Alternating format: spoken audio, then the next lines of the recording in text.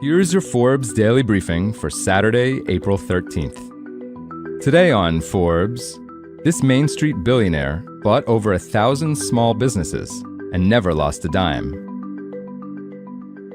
Justin Ishbia may not be as well known or as rich as his younger brother Matt, but with a $7 billion portfolio of veterinary clinics, autism treatment centers, and bakeries, he's made a fortune for himself and his investors.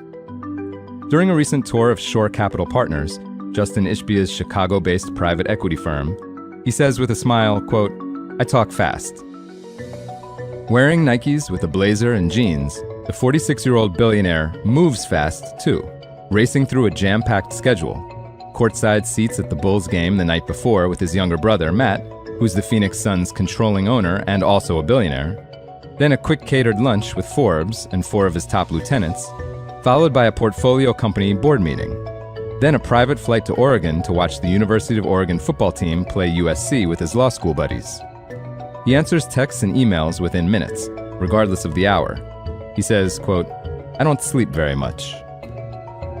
Shore Capital moves just as quickly as its founder.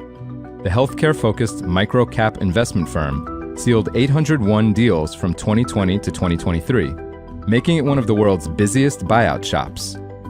Its assets under management soared sevenfold to $7 billion during that period, as stellar returns convinced early investors, like the University of Notre Dame and Sequoia Capital's wealth management arm, to steadily boost their commitments.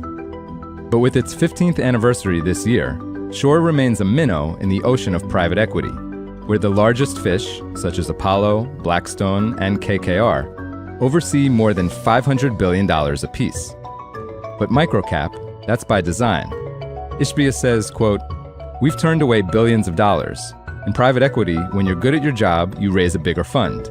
My thesis was, who stays in microcap? The answer is basically nobody." Staying small is working out big time. Shore's average internal rate of return, or IRR, on its 14 exits, all in healthcare, is 53% net of fees. That's nearly triple the average net IRR of U.S. buyout funds raised since 2009, according to data from Cambridge Associates. After Shore took its 20 to 30% cut of profits, its exits multiplied investors' money by 5.5 times on average, also nearly triple the average total value to paid-in capital multiple of U.S. buyout funds raised during that period.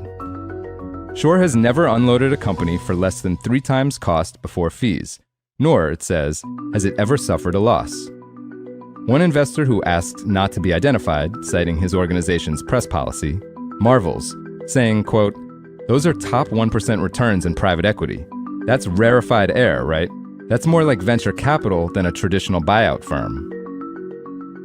Ishbia and his team have acquired more than 1,000 mom-and-pop shops across the country, with an average cost of $15 million, since Shore's 2009 founding, and rolled them up into 61 larger chains of things including autism treatment clinics, bakeries, and exterminators. Ishbia says, quote, "We're buying businesses in Akron, Ohio, and Pittsburgh, and Birmingham, Alabama. There's more low-hanging fruit for me. It's Joe Schmo on Main Street." Shore then invests in computer systems and equipment, stacks the business's boards with industry veterans, and hunts for complementary companies in adjacent markets. Ishbia, who insists Shore doesn't take on as much debt as other private equity firms and doesn't cut services or headcount, says, quote, "We're just buying and buying and buying. The private equity world gets a bad rap for buy this/that. We are growth. We have almost 35,000 employees and hire thousands per year." Even with all his success, Ishbia doesn't get the same attention as Matt, his younger, richer brother, who is CEO of the nation's largest home lender, United Wholesale Mortgage, also known as UWM. But Shore's portfolio companies employ 5 times as many people and have arguably had a similar impact on America's economy, helping build up small businesses nationwide. While critics say private equity hurts consumers by reducing competition and quality and raising prices, Ishbia dismisses the idea.